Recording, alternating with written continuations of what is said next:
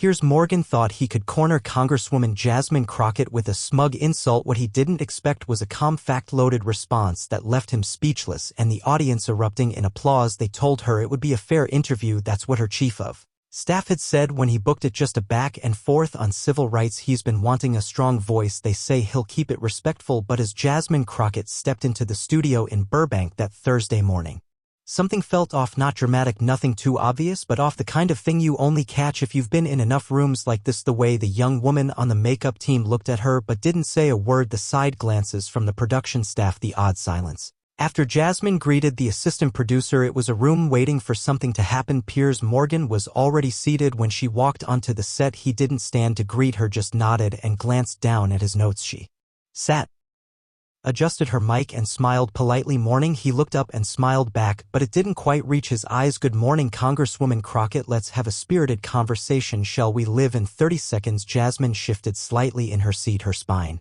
instinctively straight. She was no stranger to being underestimated. The daughter of a high school cafeteria worker and a truck driver, she'd grown up in Shreveport, spent years practicing law in Dallas before stepping into politics. She'd fought too hard to let herself shrink. Now the stage lights came on, the producer pointed, and we're live in 3, 2. The music cue faded out. Welcome back to Piers Morgan, uncensored. His voice rang out crisp and confident. Today we're joined by Texas Congresswoman Jasmine Crockett, a rising star in the Democratic Party and someone with, let's say, very vocal opinions on race, justice, and American policing. She smiled calmly. Thank you for having me, he launched in.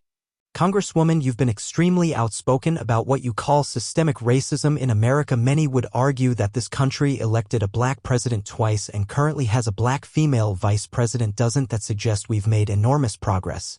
The trap was immediate. Present the illusion of equality, then challenge anyone who says otherwise. But Jasmine didn't blink. Progress doesn't erase what's still broken, Mr. Morgan. It only means we've come far enough to keep pushing. Yet you often speak in such dramatic terms, he said with a slight smirk. You once compared certain police policies to state-sponsored brutality. Isn't that a bit emotionally driven?